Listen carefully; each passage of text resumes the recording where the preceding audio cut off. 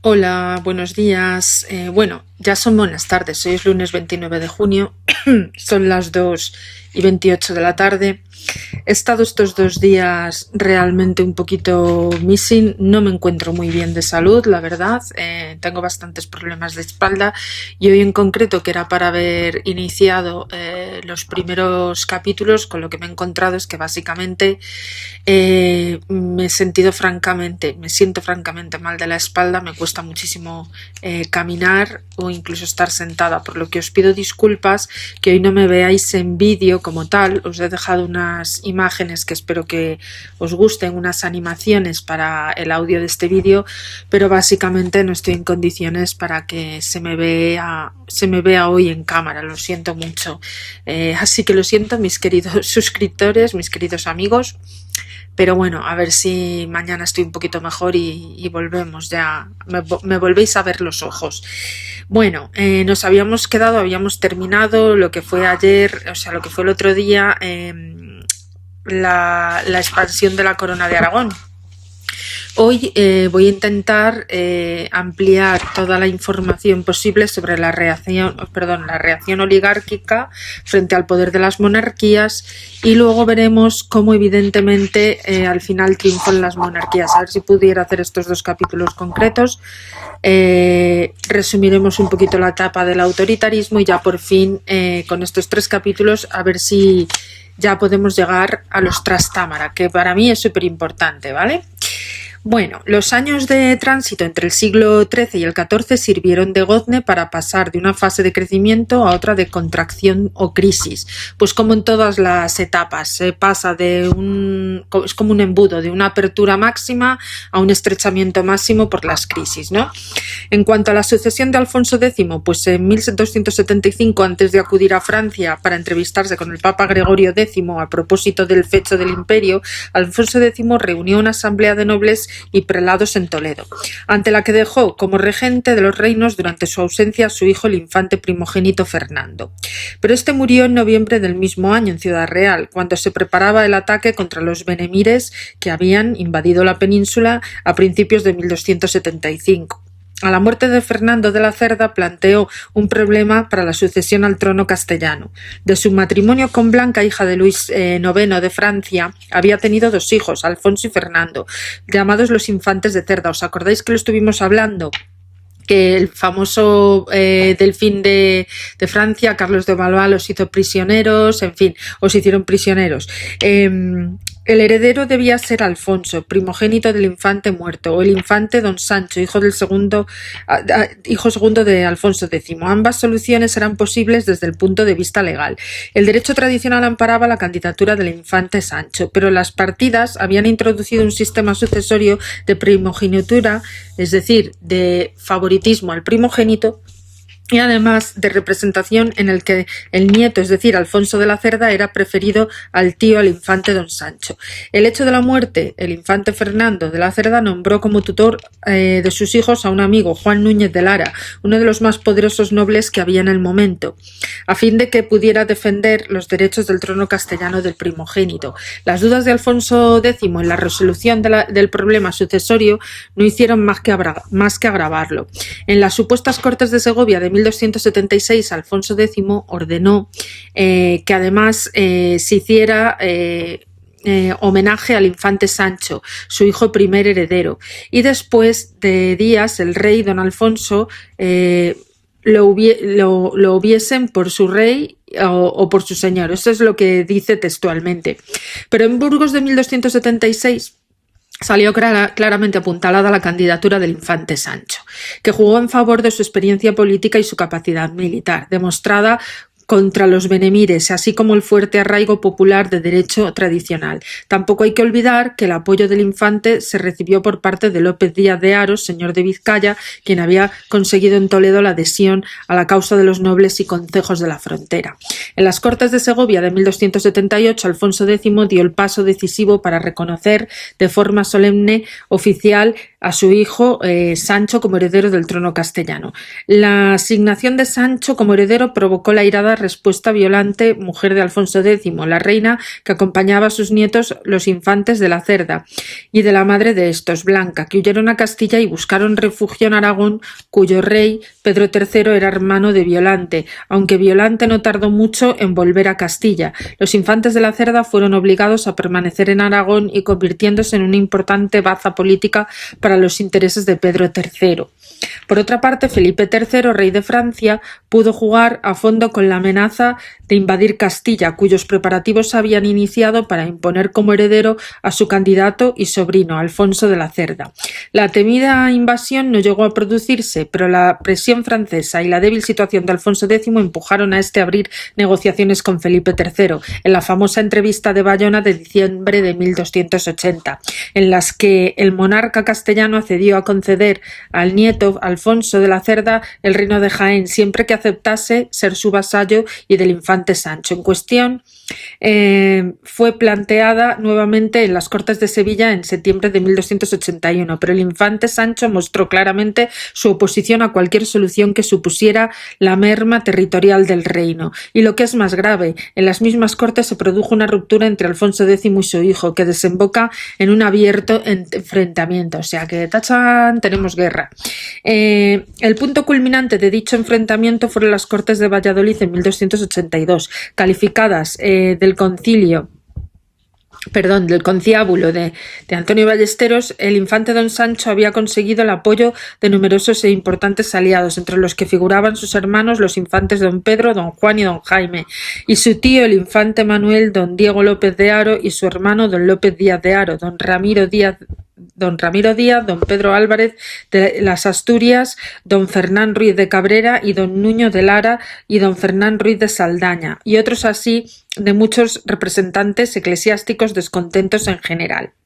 En total, a partir de esto, básicamente, en Sevilla, el 10 de enero de 1284, Alfonso X otorgó un segundo testamento de codicilo de la completa confirma del primero, que ratifica el mismo orden sucesorio. Pero lo que más llama la atención es la donación que hizo a uno de sus hijos, el infante don Juan, al que le concedió los reinos de Sevilla y Badajoz. Al infante don Jaime, su hijo menor, el reino de Murcia, que se trataba además de territorios más recientemente conquistados que quedaban sustraídos al señorío mayor de los reinos por formar dos feudos que se llamaban acaptos en beneficio de sus dos hijos.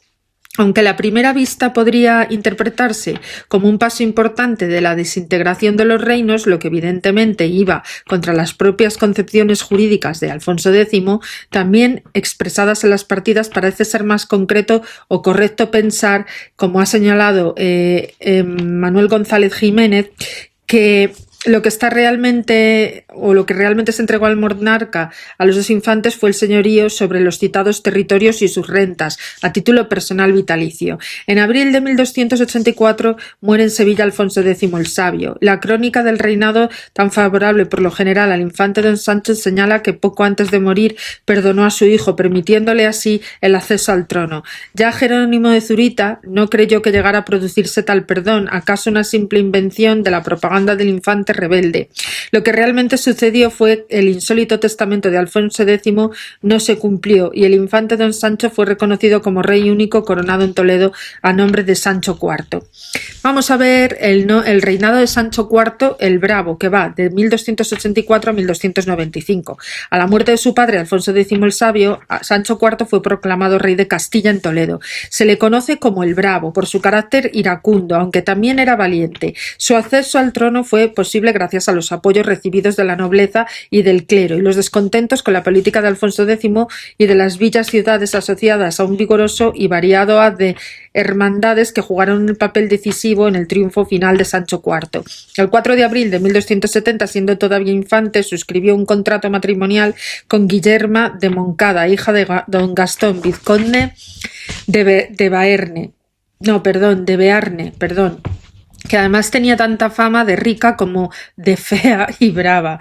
Teniendo en cuenta el matrimonio no llegó a consumarse, es posible, si mediaba la causa sumamente grave, que el Papa disolviera el vínculo matrimonial. Jugando con tal posibilidad, Sancho IV se casó en junio de 1282 con María de Alfonso de Meneses, María de Molina, hija del infante de Alfonso de Molina y de la tercera mujer, doña Mayor Alfonso de Meneses, y de la que sí estaba realmente enamorado. El segundo matrimonio de Sancho IV nacía con un doble inconveniente. Por un lado, se había celebrado sin el consentimiento de Alfonso X y por otro, se había negociado el primer matrimonio, pero además los contrayentes eran parientes de tercer grado y no disponían de la dispensa o la bula papal para anular dicho matrimonio o para poder hacer ese dicho matrimonio.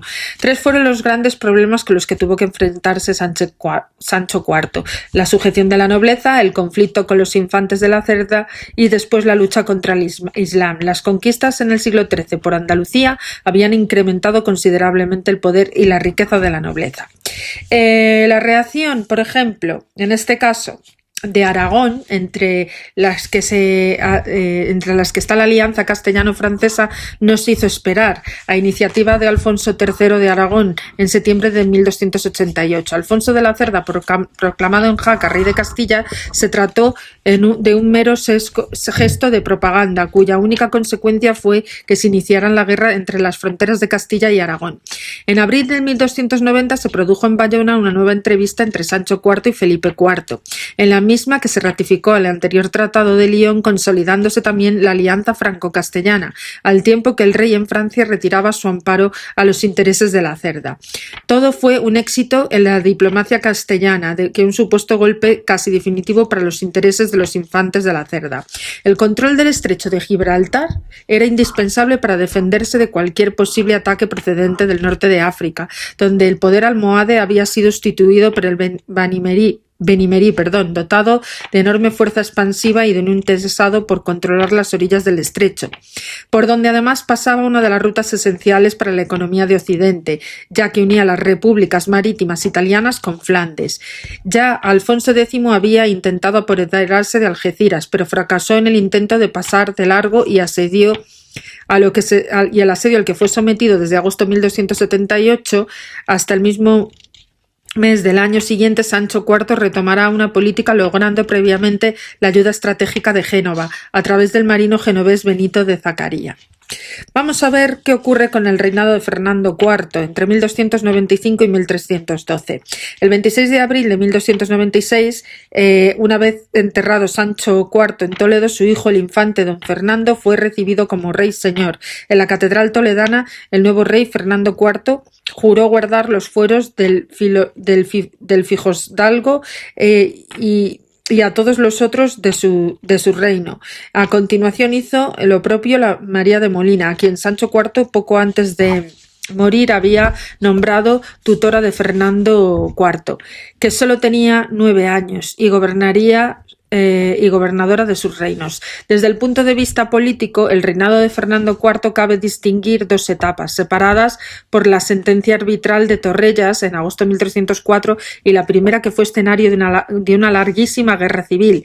La menor edad del rey y sus dificultades, y discutibles derechos al trono, al no estar legitimado el matrimonio de sus padres, Sancho IV y María de Molina, las ambiciones de la nobleza castellana y el decidido apoyo de Jaime II de Aragón, de los infantes de la Cerda, en sus aspiraciones al trono de Castilla, fueron argumentos para que se mezclaran a lo largo de 9 años de guerra casi constante. La segunda etapa, a partir de 1305, está caracterizada por el definitivo triunfo de la nobleza y la reanudación secular de la actividad reconquistadora. Dentro de la primera etapa, hasta 1301, en que Fernando IV fue proclamado mayor de edad, se vivió un periodo de intensa actividad militar, las invasiones de Castilla, las tropas aragonesas, que culminan además con el triste cerco de Mayorga de Campos en 1296. Durante los años de guerra civil, el debilitamiento del poder monárquico, apenas sostenido por la prudente habilidad política de María de Molina, se produjo una potente afloración del movimiento Hermandingo. La formación de estas hermandades concejiles constituyó una plataforma de poder enorme y de gran importancia, como se puso de relieve en las Cortes de Cuéllar en 1297, cuando la Hermandad de Concejos de Castilla impuso la creación de una especie de diputación permanente de las Cortes, integrada por 12 hombres buenos, pero las hermandades no consiguieron dotarse de una organización unitaria, lo que haría disminuir esta eficacia. Tras la proclamación de la mayoría de edad de Fernando IV en diciembre de 1301 cesó prácticamente la actividad militar y se intensificó de forma considerable la diplomacia. La momentánea calma alcanzada en Castilla tras el triunfo nobiliar permitió iniciar negociaciones con Aragón, que culminarían además con la firma del importante Tratado de Alcalá de Henares en diciembre de 1308, el 19 de diciembre, en el que ambos, además, reinos acordaron reanudar la reconquista a costa del Reino de Granada. Tanto Castilla como Aragón hicieron el esfuerzo económico-militar muy importante para que la campaña desarrollara las posibilidades de éxito. Pero el balance final de este estrepitoso fracaso, apenas paliado por la conquista de Gibraltar, el responsable del mismo fue la nobleza castellana, encumbrada en el poder, pues sin la defensión o la defección del infante don Juan y don Juan Manuel del sitio de Algeciras, las cosas hubieran resultado muy diferentes. En la permanente confrontación manteniendo Fernando IV contra la nobleza, la etapa que transcurre entre el levantamiento del sitio de Algeciras y la primavera de 1311, que es de suma importancia, lo que sucede es que el monarca, en un arrebato inusitado que nos trae a la memoria el bravo carácter de su padre Sancho IV, trató de imponerse por la fuerza a la nobleza, intentando matar en Burgos al infante Juan en 22 de enero de 1311. El plan fracasó gracias a la oportuna intervención de María de Molina, pero que en el último momento facilitó la huida del infante. Poco después, Fernando IV no tuvo más remedio que buscar la reconciliación con don Juan, a la que llegó tras entrevistarse con él en la soberbia iglesia de Santa María la Mayor de Villamuriel de Cerrato, localidad que servía de segunda residencia a los obispos de la sede palentina. La concordia ponía de relieve una vez más la imposibilidad de imponerse a la nobleza y la absoluta necesidad que tenía el monarca de contar con su ayuda para conseguir la guerra contra los granadinos. Poco después, la enfermedad de Fernando IV y el nacimiento del príncipe heredero Alfonso, el 13 de agosto de 1311, desataron nuevas intrigas y ambiciones entre la poderosa nobleza. Si la grave enfermedad del rey y el riesgo muy abierto de que el trono pudiera quedar vacante de forma inminente habían despertado entre el infante don Juan y el infante don Pedro, hermano de Fernando IV, algunas expectativas referidas a la sucesión de reparto de los reinos, el nacimiento del infante heredero vino a desvanecerlas de forma inmediata. Aunque en un principio se resistieran a reconocerle como tal, la ocasión fue propicia para que prácticamente toda la nobleza formara un frente unido contra Fernando IV.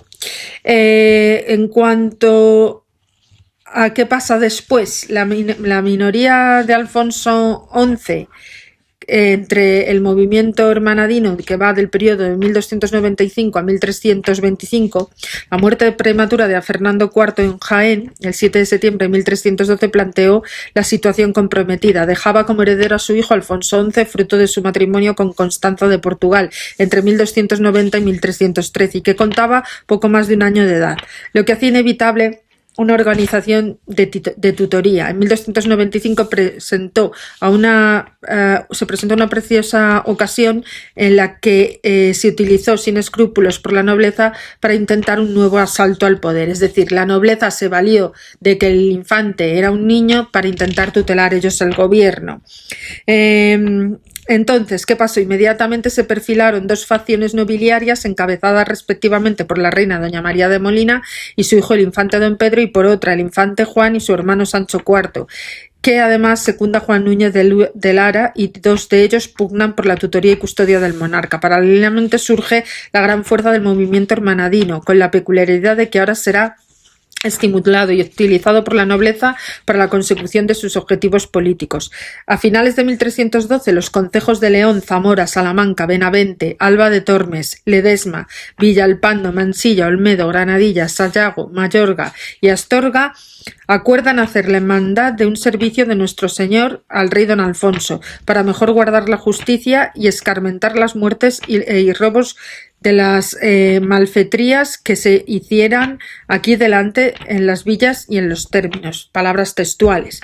5 de estos concejos, el de León, Zamora, Salamanca, Mansilla y Benavente, en 1313 formaron una nueva hermandad en el citado infante Juan, don Juan, el infante don Felipe, hijo de Sancho IV, Pedro Ponce y Juan Núñez de Lara. La hermandad declara como principio que se ha constituido el servicio a nuestro rey. Pero lo cierto es que la facción nobiliaria encabezada por el infante don Juan lo que busca principalmente es el apoyo en los concejos y hermandades. Las Cortes además tratarían de resolver el problema de la tutoría, que fueron convocadas en Palencia en abril de 1313, y a ellas debía elegirse al tutor o los tutores. La división nobiliar se manifestó también en los procuradores de los concejos, por lo que las reuniones de Cortes se hicieran también en 2 sesiones paralelas, teniendo en cuenta, además, y para cada una, su propio ordenamiento. En cuanto al ordenamiento de las Cortes palentinas otorgado por el infante don Juan, este confirmó las hermandades de los concejos de Castilla y León y las Extremaduras en las de Galicia, y las de Asturias. No alude, sin embargo, a las de Andalucía, que se habían reactivado ya tras la muerte de Fernando IV y que se muestra en pleno vigor después de la Junta General que se celebró en Palma del Río el 8 de mayo de 1313.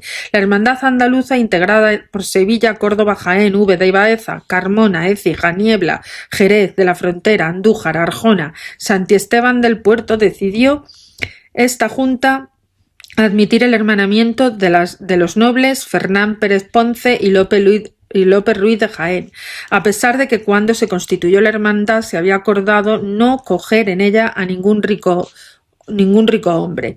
En la Junta de Palma del Río, la hermandad hizo balance de la situación en Andalucía, especialmente grave por la posibilidad del ataque por mar de los benimerines, que además se tomaron medidas necesarias para la defensa de sus costas. La consecución de este objetivo justifica la entrada de 2 nobles en la hermandad.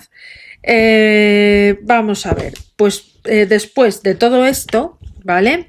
En septiembre de 1316 las Cortes volvieron a reunirse en Carrión de los Condes y las sesiones se prolongaron hasta comienzos de la primavera, allá por marzo de 1317. Más que las maniobras que hizo el infante don Juan para ser elegido tutor único, el objetivo que no logró importa además destacar 2 hechos. En estas Cortes carrionesas se hizo por primera vez el examen en profundidad de la situación de la Hacienda Real, que registra un enorme déficit, pero lo más importante era destacar que las Cortes de esta ocasión se limitaron simplemente a aprobar el cuaderno de las peticiones y acuerdos previamente, que limitaron simplemente a aprobar estos hechos elaborados en la Hermandad General, con sus reuniones en Cuéllar y Carrión.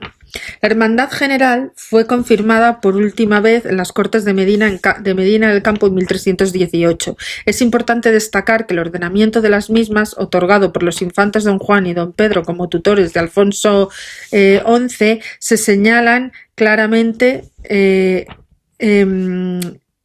como propuestas aprobadas por las Cortes y que son las que hicieron representantes de la hermandad.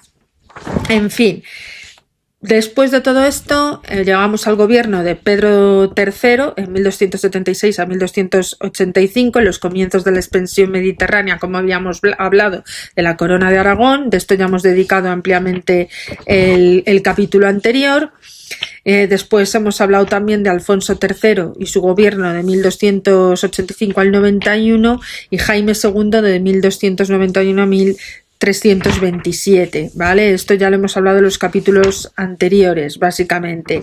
Llegaríamos entonces a lo que es el triunfo de las monarquías, después de todas estas dichosas guerras, porque es que es curioso, pero es que España parece que nunca ha estado tranquila. Siempre ha habido una serie de problemas que han llevado a que haya guerras civiles constantemente entre unos grupos y otros, todo por los derechos dinásticos y las prebendas y privilegios nobiliarios, así como los eclesiásticos, que no hay que olvidarnos, como hemos dicho en todos los capítulos anteriores, que la Iglesia tenía un enorme peso.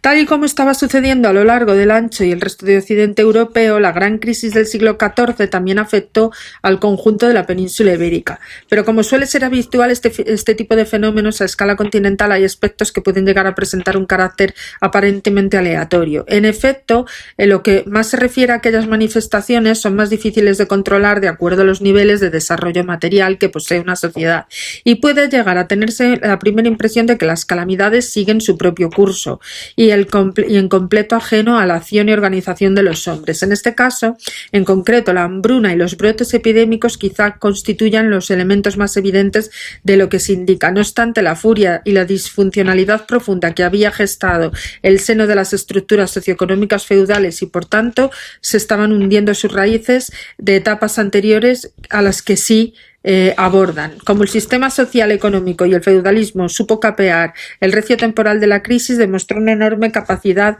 de adaptación y cambio formal, además ante las nuevas circunstancias, hasta el punto de que puede hablarse de que lo que sucedió fue una hosca etapa de crecimiento necesario que permitió la supervivencia estructural durante siglos, a pesar de la multitud de aspectos relacionados con la espesa textura de lo ideológico que sufrieron mutaciones intensas a los viejos ideales y que convirtieron en algo que pertenecía al pasado.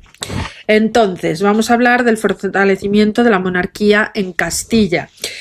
Todos los ricos hombres y caballeros vivían de robos y de tomas que hacían en la tierra.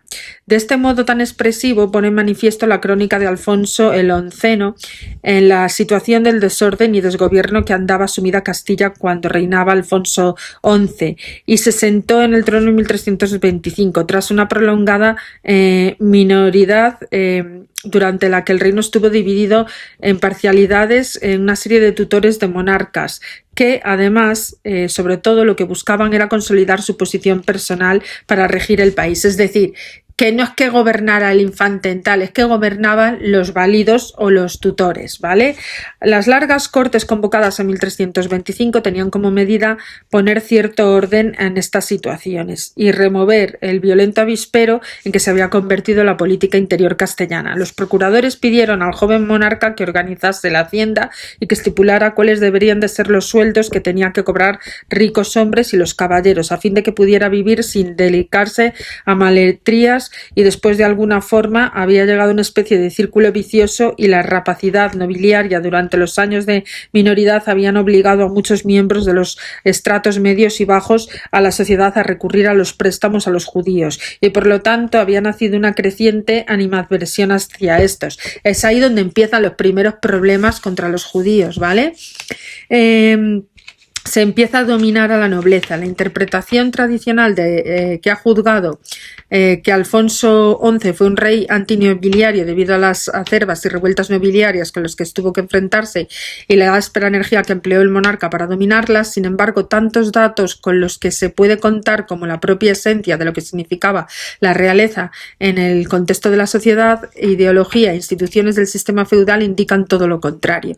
De hecho, puede afirmarse que sin ningún exceso Alfonso XI, y siempre que las circunstancias lo hicieron posible, buscó el acuerdo estamentario nobiliario castellano, es decir, más que estar a la gresca buscó el estar en negociaciones. Cuando el 13 de agosto de 1325 Alfonso XI alcanzó la mayoría de edad, buscó de inmediato el sustento del partido que había encabezado el infante don Felipe, que elegía los apoyos con los que en su momento había contado María de Molina, hombres como Alzar Núñez Osorio, Garcilaso de la Vega, el escritor, por supuesto, y Yucaf de Écija, que pasaron a ocupar puestos principales. Esta decisión produjo el consiguiente malestar de dos personajes sin cuyo soporte era casi imposible gobernar Castilla, que eran don Juan el Tuerto y don Juan Manuel, perfectamente consciente de que si los tenía enfrente iba a tener serios problemas. El rey intentó negociar con ellos. Por lo pronto logró apartar al segundo de la rebelión abierta con la promesa de que iba a casarse con su hija Constanza, con la que hubo desposorios, pero no boda debido a que la novia era muy niña y era necesario por consiguiente recabar la consiguiente dispensa pontificia. Las fricciones con Portugal, además, a causa de la invasión que se realizó en 1326 con Alfonso Sánchez, bastardo de don Dionís, el apoyo de los parientes, amigos de su mujer castellana y de su hijo Juan Alfonso de Alburquerque, la primera campaña en la frontera de Granada en 1327 durante la conquista de Olvera, Torrealbaín y Ayamonte, Pruna fueron factores que fueron bloqueando transitoriamente la revuelta de don Juan Manuel. Sin embargo, cuando para acabar con las disputas de Portugal, Alfonso XI y Alfonso IV acordaron el matrimonio primero con la hija del portugués llamada María. En consecuencia, Constanza Manuel fue rechazada. Don Juan consideró que había llegado el momento de alzar bandera de la revuelta.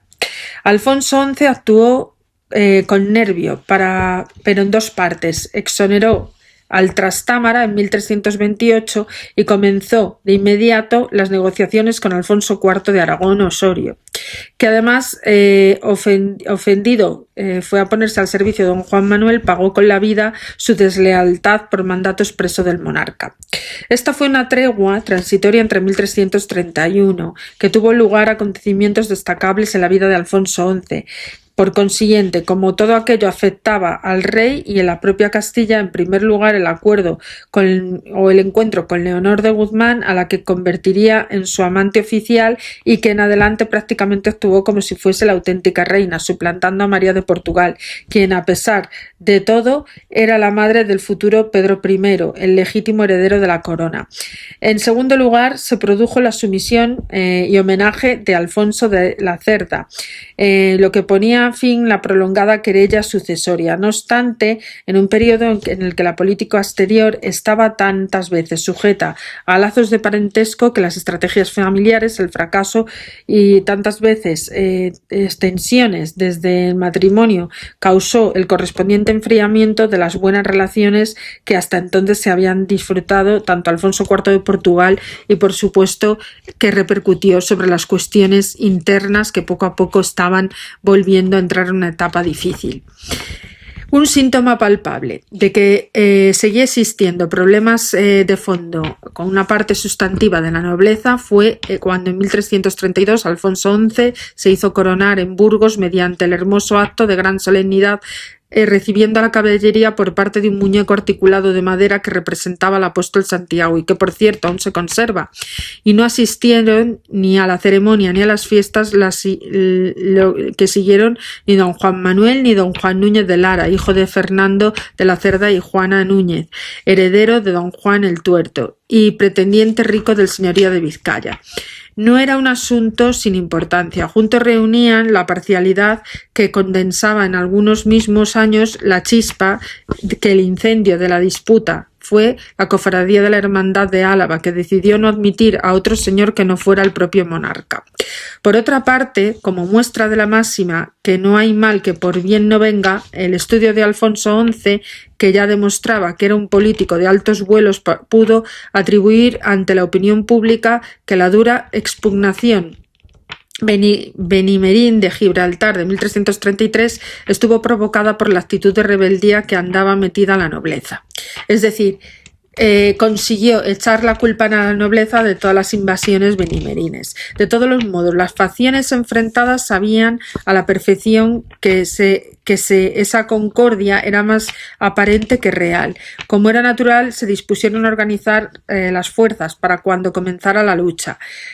Cuando el pleito sucesorio aragonés llegó a su punto más álgido, la reina Leonor buscó el refugio para su tierra natal castellana acompañada de sus hijos. Don Juan Manuel creyó que había llegado el momento ideal para dar el golpe definitivo y en 1336 levantó una peligrosa y potente coalición contra Alfonso XI, en la que formaban parte Alfonso IV de Portugal, muy descontento por el trato de desfavor que había estado recibiendo de su abandonada hija María, y de Pedro IV de Aragón, quien sospechaba con razón que Castilla podría prestar ayuda a sus hermanastros exiliados.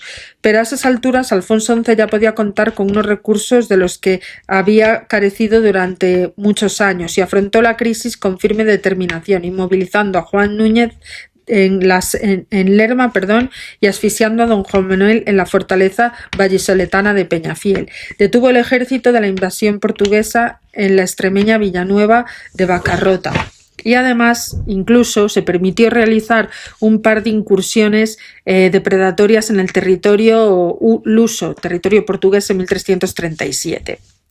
En cualquier caso, más que un triunfo de índole exclusivamente militar, la victoria de Alfonso XI sobre los nobles fue fruto del acuerdo mutuo para acabar con una fase de violentas insoportables, en definitiva, guerras, ¿vale? Guerras civiles. En fin, llegamos entonces pues a lo que es la etapa del autoritarismo, ¿vale? Esto es súper importante porque después de todas estas trifulcas y antes de la llegada y la revolución trastámara, en los que se van a encontrar los ancestros de Isabel la Católica y Enrique IV de Castilla, que son los que van a marcar decididamente la etapa bajo medieval por excelencia, hay una etapa, como hemos dicho, de autoritarismo.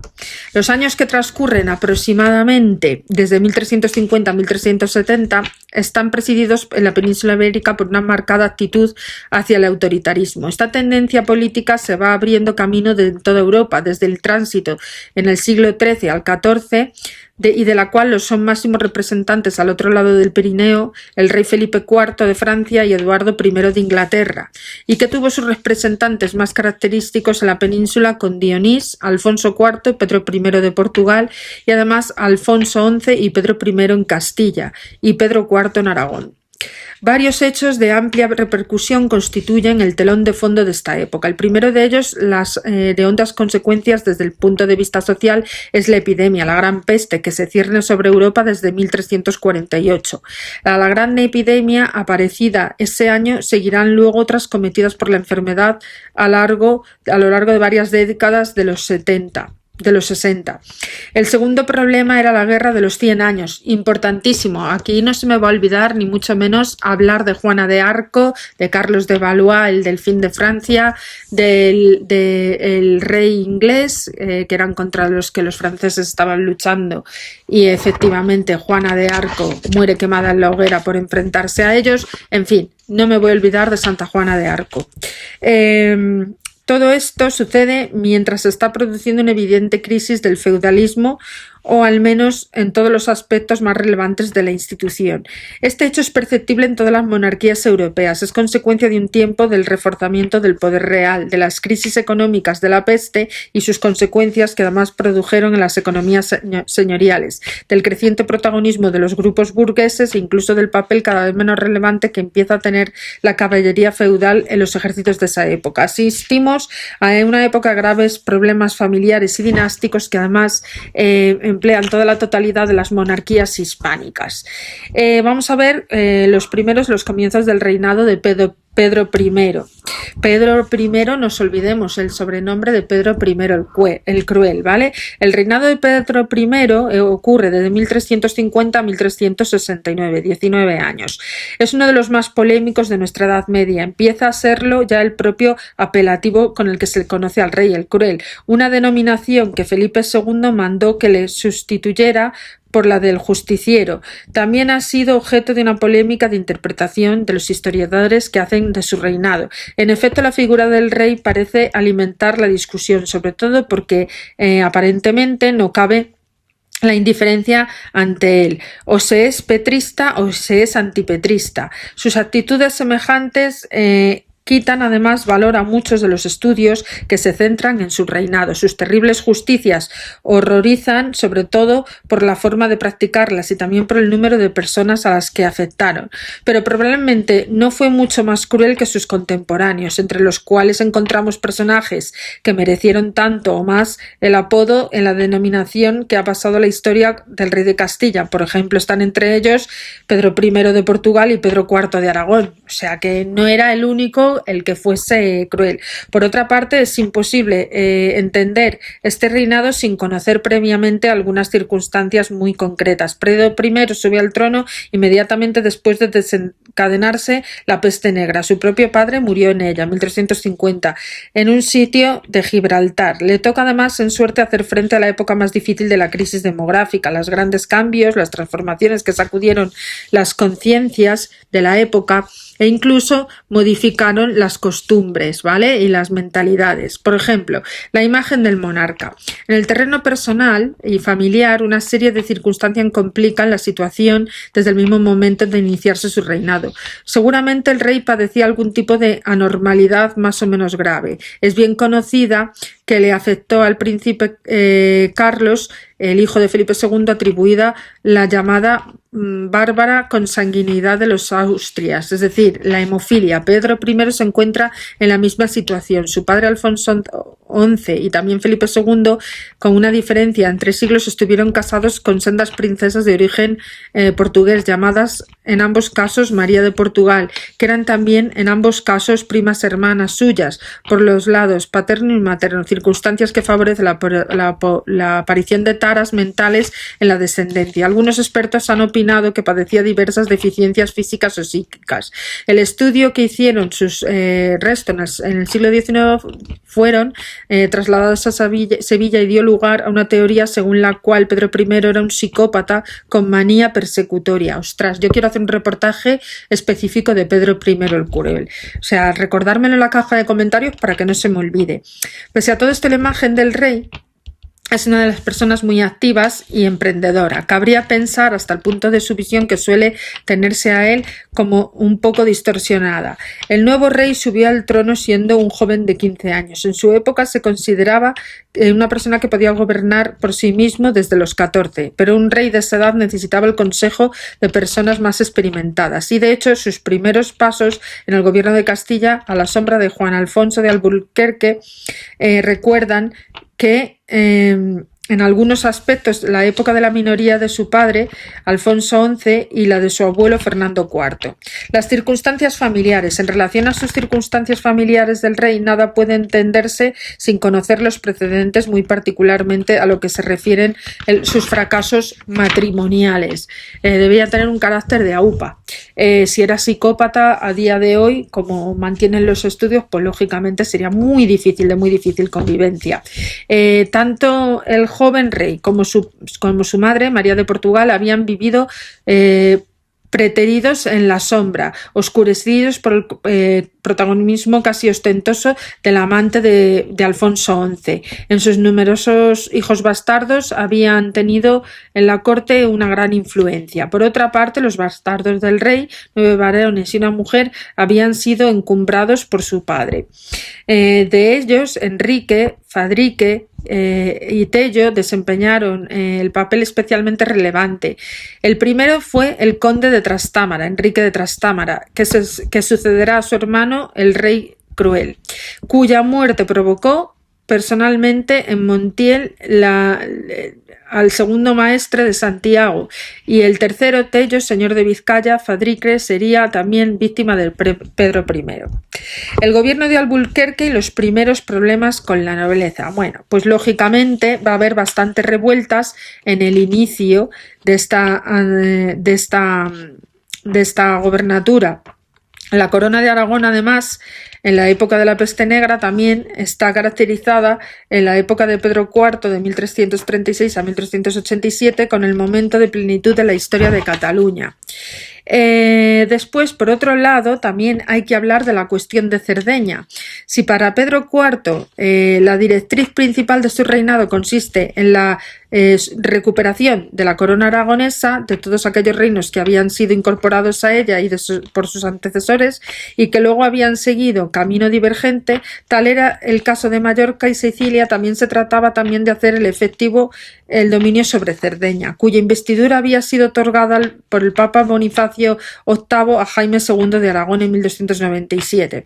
En realidad, esta última isla había sido conquistada años antes por Alfonso IV el Benigno. Antes de suceder a su padre, el rey de Aragón, se hallaba dividida por varios distritos, gobernados por jueces que además destacaban como los de Arboria, Cagliari, Gallura y Torres. Todos ellos ejercían un poder con amplia autonomía. Básicamente, la conquista no fue en modo alguno definitiva, pero dada la situación interna de Córcega, con las rivalidades que enfrentaban a diferentes linajes autóctonos, se manifestaron pronto su descontento hacia la presencia aragonesa, pero también por el hecho de que la última era un desafío a las repúblicas de Pisa y de Génova. Para contrarrestar la rivalidad entre Génova, Pedro IV acudió al expediente de buscar como aliada a la República de Venecia, ¿vale?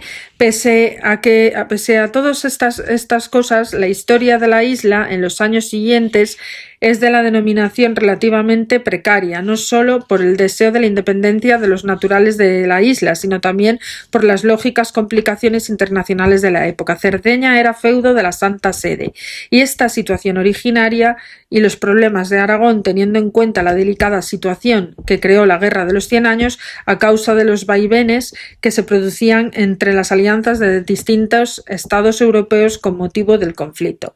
El gobierno personal de Pedro I en Castilla, ¿vale? Pedro I el Cruel, como hemos dicho, se pone de manifiesto además entonces la agresividad del rey, patente no solo en la lucha contra los oponentes del bando nobiliario, sino también su aspecto en su propia familia y asimismo en las relaciones internacionales. Su propia madre, María de Portugal, termina refugiándose en su país de origen. La alianza con Francia queda definitivamente rota y se inicia a partir de ese año la siguiente y primera campañas contra el reino de Aragón. Navarra en la época de Carlos II, pues aparte surgen también problemas civiles, problemas evidentemente con las herencias, con motivo de la separación de Navarra, la corona francesa, Juana y su marido Felipe IV, Juana la Loca, ya sabéis, el príncipe de Breux, renunciaron al condado de Champaña, solar de su linaje, y además, asimismo, de sus derechos a la corona de Francia.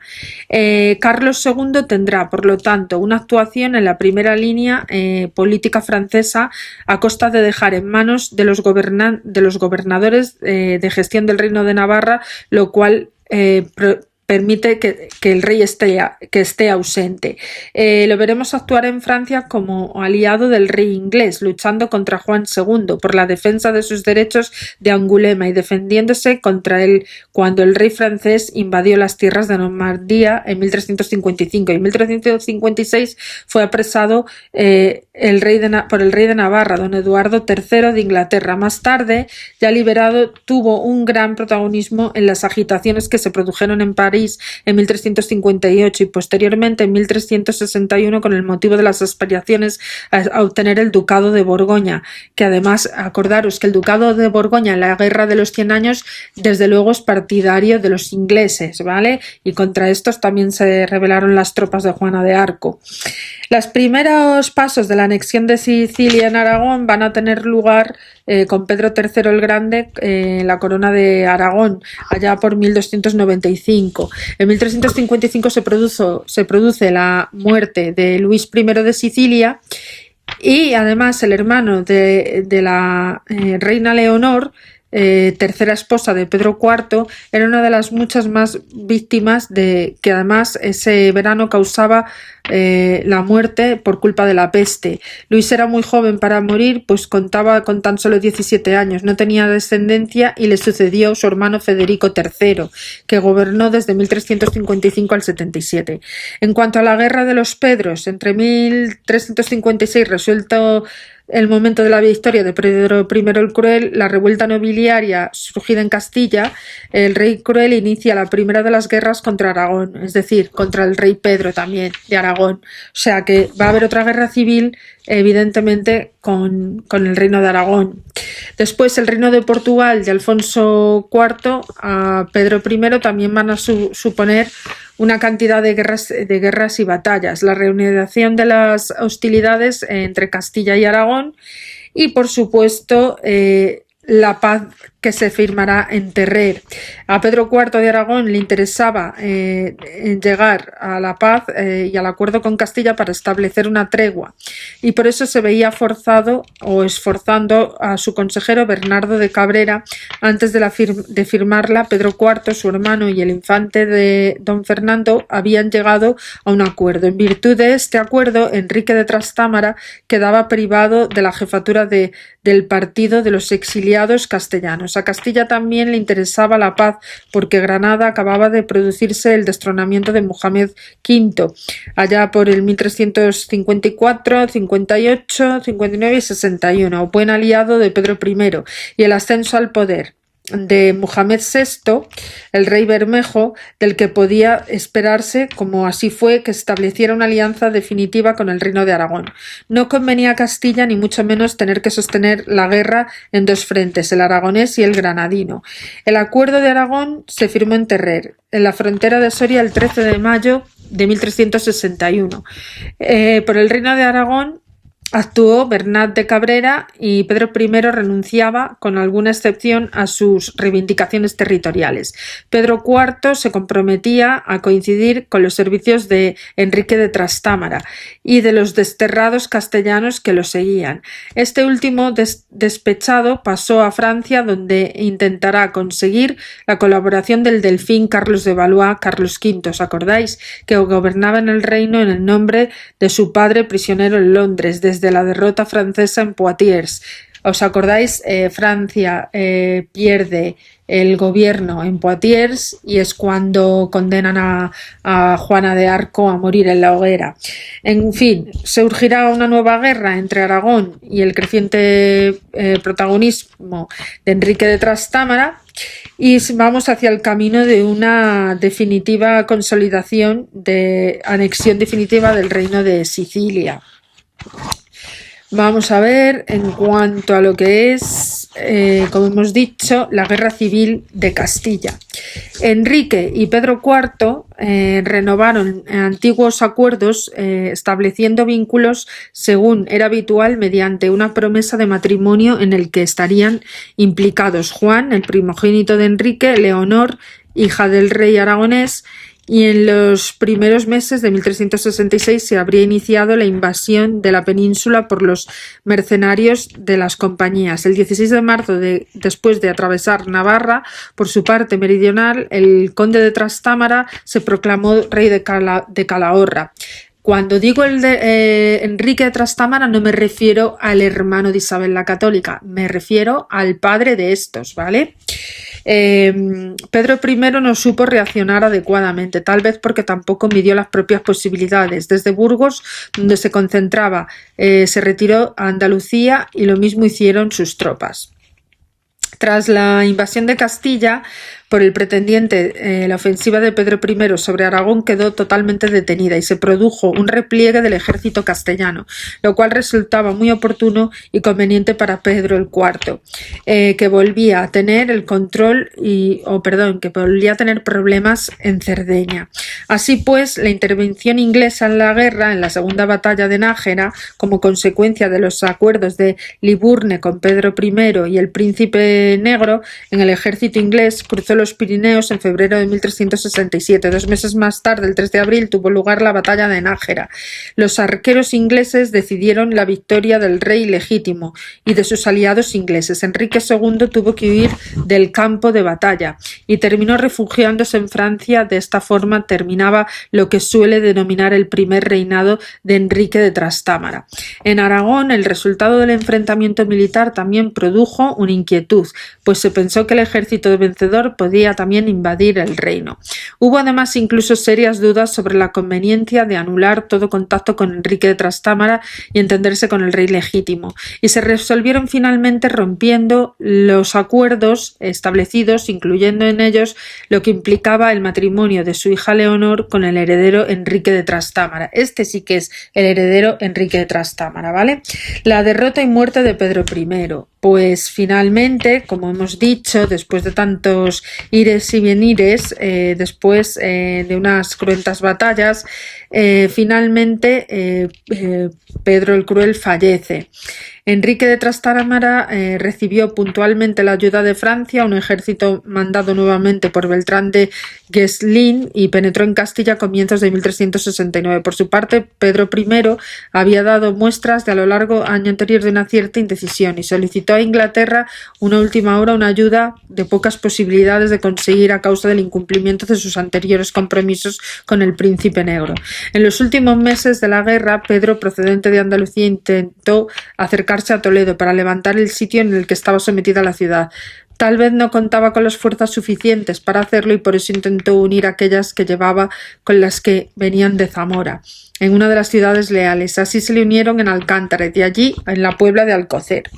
El encuentro entre los dos rivales se produjo en Montiel el 14 de marzo del 369. Pedro I fue derrotado, mientras Martínez López de Córdoba volvía a Carmona, bien guarnecida por el rey y además que había dejado allí a sus hijos. Pedro I se acogió a la fortaleza de Montiel y después de allí envió un emisario solicitando una alianza con él, ofreciéndole las tierras y el dinero a cambio de facilitar su liberación. La desaparición de Pedro I no supo el fin de la guerra, dado que el elevado número de partidarios del legítimo que durante mucho tiempo conservaron más o menos intacta su fidelidad al monarca. Básicamente terminaríamos aquí una gran etapa de grandes guerras civiles que yo, a mi modo de ver, es que prácticamente no se han llegado a acabar. Y aquí ya empezaríamos con la Revolución Trastámara, que es la guerra fratricida que vamos a ver con Enrique IV, etcétera, etcétera. Bueno, todo lo que vamos a ver en relación a los Trastámara. Bueno, pues nada, deciros que ya nos estamos acercando prácticamente al final de la Edad Media y aún así yo seguiré colgando reportajes, historias trascendentales de estas épocas, sobre todo para no dejarlo por cerrado como ya está, la historia ya está, no, porque todo tiene relación. Como yo siempre os digo, cada episodio histórico tiene su pensamiento, tiene sus ideas, tiene sus consecuencias, no solo en la política y geografía, sino también en los pensamientos, la literatura, el arte, todas estas cosas. Y por supuesto los desarrollos de anécdotas, que no anécdotas como tal, pero sí hechos que se pueden encuadrar y personajes históricos de esa época. Por eso para mí es tan importante y súper importante encuadrar y seguir completando estos comentarios que hacemos, estas lecturas diarias de capítulos, completarlas con otros artículos que están relacionados con esto. Bueno, por lo demás, pues nada, seguir, recordaros que me gustaría llegar a los 100.000 suscriptores, que por favor os sigáis suscribiendo, que compartáis si os parecen interesantes estos capítulos.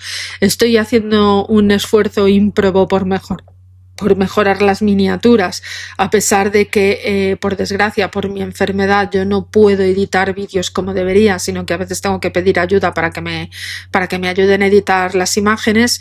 Os pido perdón por los errores que podáis ver en dicha edición, pero que ya me gustaría a mí tener la salud suficiente como para hacer un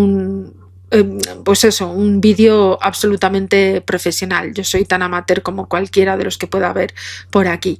Y bueno, pues eso, que os sigáis suscribiendo, que queremos completar los 100.000 suscriptores para que podamos divulgar la cultura y que se conozca sobre todo la realidad fehaciente de dónde vienen nuestras numerosas trifulcas políticas de pensamiento, nuestra esencia, nuestro ADN, realmente el cómo somos a día de hoy, porque realmente es que es así. O sea, nuestra sociedad, tal y como la pensamos hoy, no es simplemente por casualidad, se debe a que llevamos implícitos en nuestra sangre, en nuestra herencia, nos guste o no, llevamos una impronta que parece ser de guerra civilismos. Lo que es triste hoy, teniendo todas las informaciones que tenemos, los datos, los testimonios, la verdad, la historia, tantos detalles, tantas fuentes de investigación, que se siga recurriendo al discurso fácil y barato de aniquilar el pasado y de negar lo que fue evidente y lo que fue real.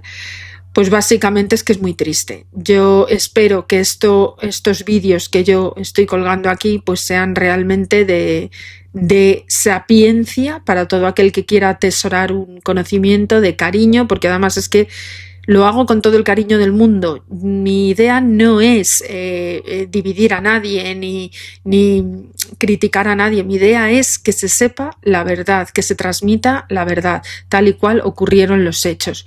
Y bueno, pues esa es la idea de todo esto. Bueno, pues nada, ya no me voy a enrollar mucho más, que mira, ahora mismo me tengo que tomar una medicación y bueno, aquí os dejo el enlace de todos los episodios históricos que podéis ver. Por supuesto que no me olvido de las listas de ciencia, ya me estoy acercando aproximadamente a igualar la publicación de vídeos de esta lista con la de El Rincón de la Ciencia, El Rincón de Pensamientos, con lo cual es una obra de proeza indiscutible, porque estamos hablando de casi una media de 50 vídeos en cada lista, o sea, con lo cual es un trabajo intenso.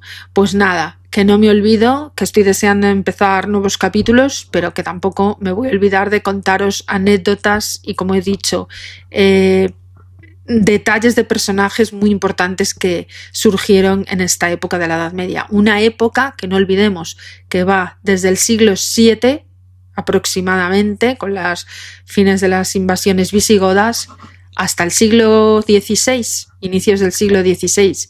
¿Cuántos siglos van? Pues 8 siglos casi, echad cuentas, o sea, lo suficientemente importante como para que no se pueda enajenar ni pensar que no tuvimos influencias de otras culturas en nuestro país. Bueno, pues muchas gracias por todo, como siempre, con mil amores comparto mi tiempo con vosotros.